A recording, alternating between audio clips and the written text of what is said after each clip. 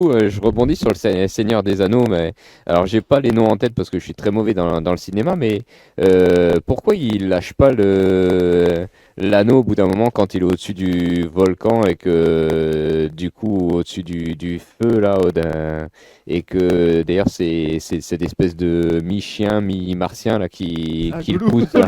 Alors je dis avec mes mots, hein, excusez-moi, mais En fait, ça c'est l'ironie Tolkien. Ça se passe pas exactement pareil dans le livre que dans le film, mais le but de l'anneau c'est de survivre. Donc l'anneau, lui, il a un seul pouvoir, c'est de parler aux autres et de les tenter. Donc c'est je croyais il qu'il va. rendait invisible cet anneau. Alors il rend invisible, mais Mais pas que. pas que. En fait, lui, le principal souhait de l'anneau, c'est un anneau. L'anneau est vivant. Le principal souhait, c'est de retrouver son maître. Donc il va tout faire pour que la créature qui le possède le rende à son maître.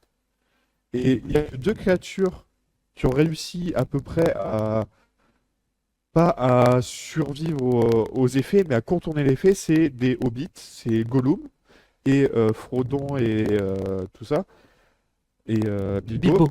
Voilà, merci. Bilbo et Frodo. Parce qu'en fait, les hobbits, eux, ils sont très casaniers, ils ont besoin de rien dans leur vie. Donc en fait, ils gardent juste l'anneau pour eux. Au lieu d'être tentés et de commencer à faire de grandes choses et essayer d'exploiter l'anneau, exploiter l'anneau, ce qui reviendrait à dire à Sauron où est-ce qu'il est, quoi. Eux, ils le gardent parce que c'est un bien à eux et ils s'en sont obsédés. D'où Gollum, que tu dis qu'il y a un mi-chien, n'importe quoi. Oui. C'est un hobbit qui est vieux de centaines de milliers, de centaines et centaines d'années, qui a gardé l'anneau et l'anneau l'a gardé en vie. Parce qu'il lui faut quelqu'un pour le porter, pour pouvoir le trimballer à droite à gauche, pour Hum. histoire un jour il retrouve. Parce qu'en fait, l'anneau, Ouais. il y a plusieurs anneaux ou il y en a Il y en a qu'un? plusieurs. Sauron a créé des anneaux qu'il a donnés à tout le monde. En leur disant oui, c'est des anneaux de pouvoir, donc ça va vous apporter richesse, gloire et tout ça. Euh, et ces anneaux-là, en fait, lui il a reforgé un anneau derrière qui a dit ah bah voilà, tous ceux qui portent mes anneaux, je les domine maintenant, Ah oui, totalement. d'accord. Donc il a donné aux elfes des anneaux, mais les elfes ont créé des contre-anneaux qui permettent de stabiliser leur volonté. Donc ils n'ont pas été engagés par Sauron, ils n'ont pas été corrompus par Sauron. Il en a donné aux nains.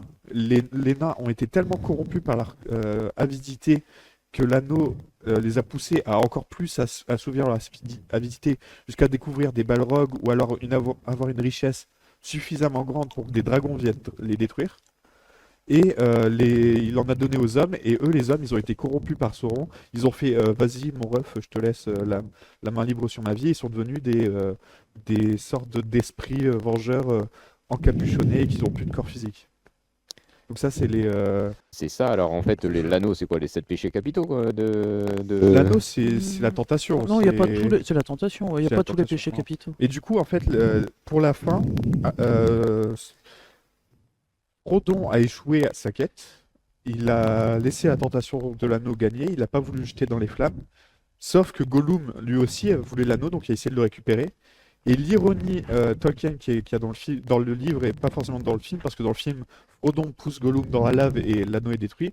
Mais dans le livre, Frodon a complètement échoué. Il se retrouve par terre. Et en admirant Gollum qui a récupéré l'anneau, qui est content et qui danse, et pendant qu'il danse, il glisse et tombe dans la lave. Donc c'est ça l'ironie, c'est qu'ils ont tous échoué, mais ils ont quand même gagné à la fin. Parce Donc que Frodon a échoué sa quête, Gollum a échoué son truc. Ils ont tous échoué, mais ils ont quand même gagné. Et c'est ce sur quoi Tolkien a voulu jouer pour faire ça. Après, il y a quand même une anecdote assez drôle sur Seigneur des Anneaux avec Narnia. Je sais pas si tu vois ce que c'est Narnia. oui, Les Tolkien et Lewis, donc l'écrivain de Narnia, étaient amis. Et ils se sont lancés des petits défis en écrivant les deux œuvres. Tolkien, lui, avait pour habitude d'écrire des romans qui étaient fort catholiques, avec une mythologie qui était inspirée de la religion catholique. Lewis lui a dit, écoute, toi tu fais trop de trucs catholiques, je veux que pour ton prochaine œuvre, ce soit un truc pas catholique du tout. Donc Tolkien, il a dû créer une nouvelle religion, créer un nouveau truc, et ça a donné la religion du Seigneur des Anneaux, ça a donné le Seigneur des Anneaux à la fin. Donc c'est quand même inspiré avec des valeurs, mais c'est pas exactement... on peut s'y retrouver, on peut retrouver des éléments de la religion, mais c'était fait exprès pour que ce soit pas ça. Alors que Narnia, Lewis, lui, avait pas l'habitude de faire des écrits catholiques. Du coup, Tolkien lui a dit, écoute, toi, en échange, tu me fais un livre où c'est full catholique. Genre, toutes tes connotations sont catholiques. Et ça a donné Narnia, où Aslan, c'est complètement Jésus. C'est là, il est là pour sauver les gens. Il apparaît, on ne sait pas trop quand, mais à chaque fois qu'il est là, c'est le sauveur. Et à un moment, il se sacrifie pour sauver le bien de tout le monde et ressuscite 3 jours après. Donc il y a vraiment beaucoup. Il y a une similitude avec quelque chose. Il y a une similitude avec quelque chose, ça me dit quelque chose. Et donc, notamment dans le 3 où ils partent à la recherche du pays d'Aslan qui est en fait le paradis et c'est quand on meurt on y va quoi. Et ils laissent passer ceux qui ont fait leur bout de chemin et qui ont fait leur pèlerinage sur Terre quoi. Mais ceux qui ont encore un chemin à parcourir, ils laissent revivre tranquillement. Ouais, ça nous fait revoir des choses, nous, en tant que catho, de regarder un film comme ça. Enfin, il y a des Ouais. parallèles qui sont assez évidents, en fait. Ouais, ouais. Alors, moi, j'ai cru comprendre que cet auteur du Seigneur des Anneaux, qui s'appelle, comment vous dites? Tolkien. Alors je crois, il me semble que c'est lui, mais que c'était en plus un fervent chrétien. Enfin, quand je dis un fervent chrétien, c'était quelqu'un qui allait à la messe tous les jours et qui avait une grande connaissance des langues et en même temps de la mythologie et effectivement et aussi de la foi. Et ça donne quelque chose assez délirant quand même dans l'approche parce qu'en fait, il arrive même à justifier quelque part les propres langues de chacun, la propre mythologie. Alors, vous parliez du dieu là Avatar. et, Alors, qui est cité qu'une fois dans le film, d'après ce que j'ai compris. oui. Dans le film, je crois qu'il est cité qu'une fois. En fait, Iluvatar, c'est le dieu créateur de l'univers dans les livres Seigneur des Anneaux, où s'il a créé l'univers, il est dans un plan au-delà de la compréhension de tous les hommes. Ce dieu a créé des serviteurs qu'il appelait les Valar. Ces serviteurs avaient des objectifs précis.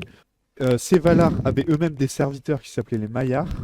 Dans les Valar connus d'ailleurs, on retrouve le fameux Morgoth, qui n'est pas son nom original, je sais plus c'est quoi son nom original, mais Morgoth c'est le méchant principal de l'univers de Tolkien, qui n'est pas Sauron, qui est le maître de Sauron, parce que Sauron c'est un Maillard, donc c'est un serviteur de Morgoth. Oui, on part un peu loin. C'est un peu compliqué. Et donc, il y a tout ce qui est Maillard. Dans les Maillards, on retrouve Gandalf, qui a un nom particulier, qui est... C'est quoi? Tu te souviens du nom de Gandalf, Geoffrey? Déjà, ils changent de nom C'est, en cours de route.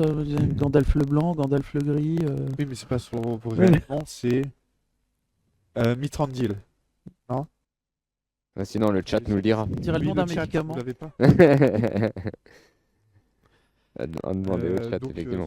voilà, il y a Gandalf, tout ce qui est mage en général sont des Maillards.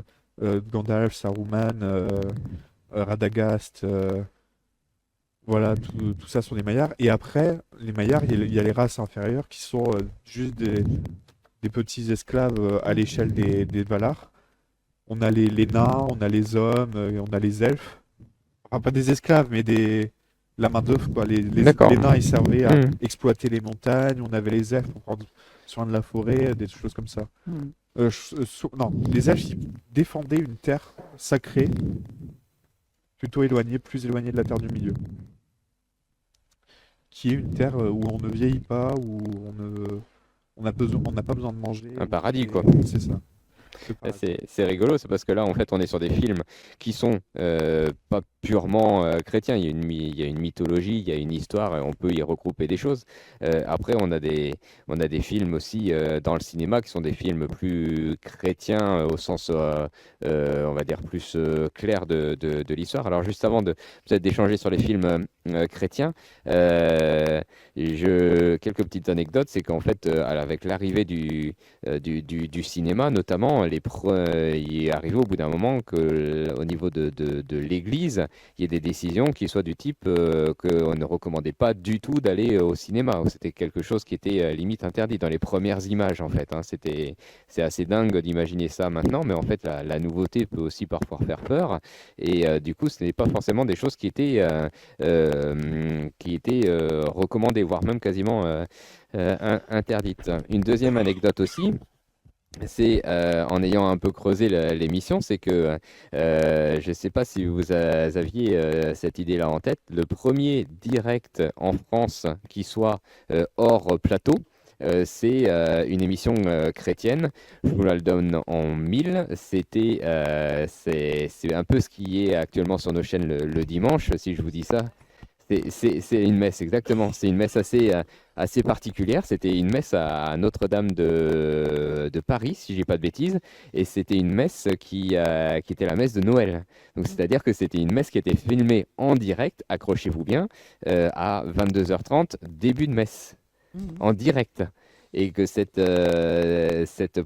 premier direct en tant qu'émission chrétienne ou de film catho avait fait grand débat parce que à l'époque, même si c'était filmé et très bien orchestré, c'était même millimétré quasiment, il y avait eu en fait des adaptations parce qu'il y a eu des films, on va dire des choses filmées officiellement qui étaient retranscrites parce qu'il y avait une antenne qui était mise sur la cathédrale pour être diffusée après partout dans les régions, mais il y avait aussi des gens qui filmaient de façon indirectement, qui étaient passés dans le champ ou qui avaient décalé un peu les offices et voilà tout ça. Et pour vous donner d'ailleurs un ordre d'idée de comment ça se passait à 22h30 pour la messe de Noël à Paris, c'est que tu vois l'hôtel principal, donc là tu imagines un évêque ou un archevêque, et en fait tous les autres hôtels, vous voyez, dans les cathédrales qu'on voit toujours vides, nous, et ben il y avait un prêtre qui officiait également et qui faisait également sa messe de Noël. Donc bon, bref, tout ça pour dire que la critique derrière, c'était que l'image, il a été vu que des gens, des fois, dérangeaient un petit peu l'office, et ça avait fait grand débat. Et les critiques, c'était de se dire qu'en fait, les gens pouvaient, en gros, être à la messe tout en mangeant leur dinde au chapon entre un verre de blanc, quoi. Et c'était un peu le côté, quel est le sens de la présence réelle et tout ça. Et ça avait fait débat comme ça.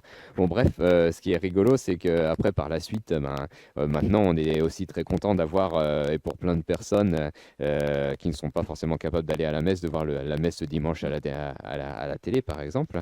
Mais c'est un des premiers moments de direct, notamment en France. Alors, Est-ce que tu connais justement le premier événement mondial qui a été diffusé en direct dans le monde entier?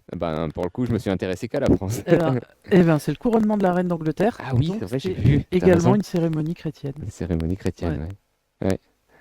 Ouais, qu'il y avait, ça, c'est vrai que c'est quelque chose qui m'avait marqué, ça aussi. Ah ouais, c'est le couronnement de la reine d'Angleterre. Hum.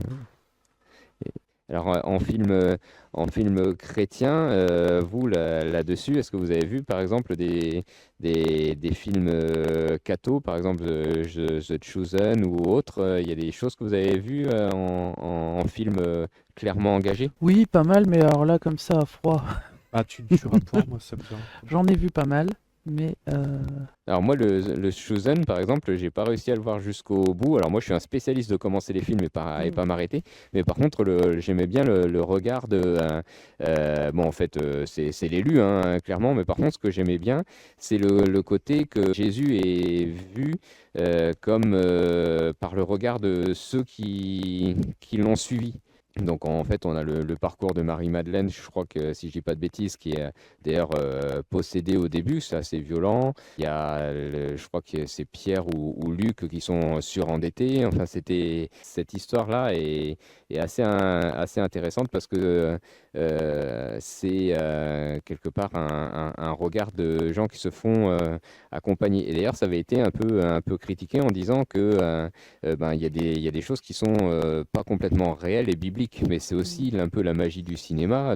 Répondait l'auteur, c'est que en fait, il y a des choses qui peuvent aussi être un petit peu inventées.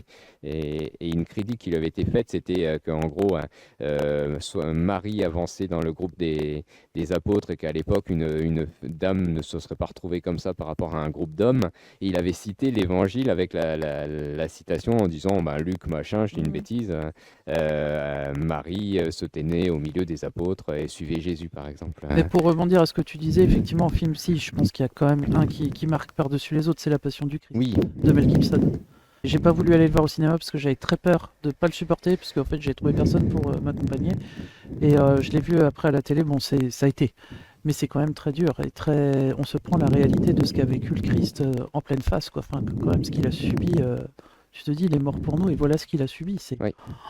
Euh, Avec des détails qui sont quand même ouais, gore, horribles. Alors, je sais mais pas si c'est dans ce film-là, mais je repensais On en échangeait avant l'émission sur au moment où le clou rentre hmm, là-dessus c'est ou horrible, d'autres hein. moments. Là, on imagine un Dieu qui, quelque part, se donne tellement par C'est ça. amour qu'il est prêt à se faire, Hmm. quelque part, torturer, hein. C'est de la torture, hein, Oui, clairement, je hein. pense Donc, qu'à partir du moment où on sait le supporter, il faut avoir vu ce film.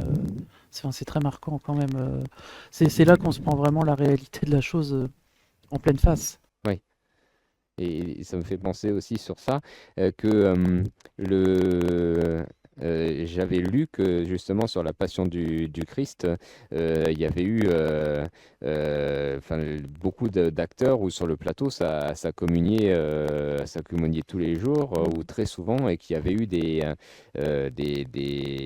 signes vraiment forts. Enfin, je crois qu'avoir lu que les auteurs, enfin l'équipe avait eu, je crois, à un certain moment du film, un orage qui était Mm. dramatique et qui correspondait en gros au déchirement du rideau du temple, enfin voilà, qui était quelque chose des signes très forts également.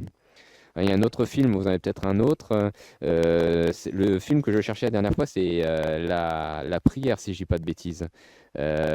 Si j'ai juste, c'est un enfant, un jeune ado toxico qui arrive dans une communauté où en gros c'est le travail et la prière. Et c'est quelqu'un qui refait un parcours comme ça. Mais je Alright, crois que Labora. c'est...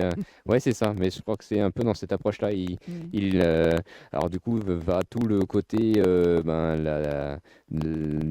la dépendance. C'est très intéressant pour notre société. La dépendance, là, c'était à la drogue, mais ça peut être à l'addiction au téléphone, au paraître. Enfin voilà, c'est un film, moi, que j'ai une fois de plus pas regardé jusqu'au bout. Parce que je suis pas spécialiste de terminer les films, mais qui était une vraie claque. Enfin, je m'y suis retrouvé aussi. Il y a d'autres films qui vous viennent en tête sur le côté purement catho? Bon, je pense que bah, de fait, on en a évoqué pas mal aussi depuis le début de l'émission, en fait, au fur et à mesure. Je pense qu'on a un peu fait le tour de ce qui était vraiment très intéressant et percutant, on va dire. Oui, oui, oui. Après, oui, on peut parler de Tu ne tueras point, qui est aussi de Mel Gibson, qui est très très catholique. Moi, je le recommande. Alors, l'histoire en deux mots? L'histoire de mots, bah, pour les viewers.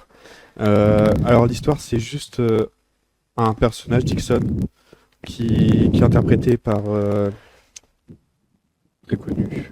J'ai un trou de mémoire. J'adore Andrew Garfield. J'adore cet acteur. Première apparition dans Doctor Who, pour ceux qui savent. Euh, donc, Dixon, c'est un catholique dans la vie de tous les jours. C'est quelqu'un d'assez chétif. Il pense à son prochain. Il aide même plusieurs fois. Il sauve la vie d'un jeune homme qui s'est fait écraser par une voiture et tout ça. Et bah, qui a un accident. Et du coup, il va lui sauver la vie en faisant les gestes de premier secours. Et en faisant ça, il se rend compte que c'est ça qu'il veut faire. C'est qu'il veut partir à l'armée là où tout le monde s'inscrit à l'armée parce que c'est la Seconde Guerre mondiale, lui il veut s'y inscrire, mais en tant qu'infirmier, pour aider à sauver des gens au quotidien. Donc pour lui, ça contredit pas sa chrétienté. Son père s'oppose contre son départ, puisque pour lui, il est trop chétif, il est trop bon, il est trop intelligent pour partir à la guerre. Mais lui, il se défend, il dit non, moi je te rassure, mon père, j'y pars sans armes, je n'y vais qu'en tant qu'infirmier pour faire le bien et pas répandre la douleur et le mal. Et il s'engage dans l'armée comme ça, sauf qu'il se retrouve dans une infanterie, dans une équipe qui n'est pas les infirmiers, et on lui dit non, mais tu dois faire ton entraînement comme les autres, tu dois faire les pompes, tu dois faire les exercices physiques, ça il est pas contre, mais tu dois aussi t'entraîner à tirer avec une arme. Et lui, il refuse catégoriquement de porter une arme. Donc il se fait vite saquer par l'armée. L'armée ne veut pas de lui. Il pense même à le renvoyer au pays. Sauf que lui, il lutte pour pouvoir combattre sans armes. À tel point il passe en cours martial et là, il doit lutter contre son propre camp pour pouvoir affirmer ses valeurs. Et il se retrouve comme ça, de fil en aiguille, pendant la guerre, sans aucune arme, en étant juste infirmier, et à sauver des gens. J'explique pas plus que ça, j'ai déjà raconté quand même la moitié du film. Euh, il apporte un témoignage qui est absolument catholique. J'en ai eu des frissons en regardant le film. Ah oui, à ce point-là, ouais. Euh, de respect, où il y a peut-être juste une phrase qui est à retenir, qui peut être inspirante dans la vie de tous les jours. Pour ceux qui l'ont vu, je pense que c'est la phrase qui est à retenir. Et pour ceux qui l'ont pas encore vu, bah, vous verrez quand vous verrez. Mais c'est quand il dit juste encore, un, s'il te plaît mon Dieu, juste encore. Un. C'est pour moi très significatif. C'est dans la vie de tous les jours. Il faut se concentrer sur celui actuel. Donc ça peut être une tâche à faire actuellement. Par exemple, aller, je sais pas, témoigner de ta foi à la messe, aller faire des rencontres, voilà, s'engager dans l'animation, juste encore un, quoi. Tu demandes, tu pries à Dieu pour qu'il te donne la force de juste en faire un de plus. Mais tu continues jusqu'à tu te rends compte qu'en fait tu t'as pas de fin en fait. Tant que tu le fais avec Dieu, tu y arrives, Oui. tu y arrives, tu y arrives, tu y arrives, tu y arrives. Et c'est ça, faut pas prier pour faire de grandes choses dans la vie, il faut juste prier pour faire des petites choses mais les accumuler. Et c'est comme ça qu'on fait des grandes choses en fait, c'est en accumulant toutes les bonnes petites choses qu'on fait. Et ça, c'est une bonne morale que je trouve que le film arrive bien à transmettre, qui est absolument exceptionnelle, surtout dans le film, et que je pense qu'il y a quoi philosopher. Eh ben, c'est une belle transition de fin que vous nous faites là. Merci Véronique pour ta participation et puis tes chroniques.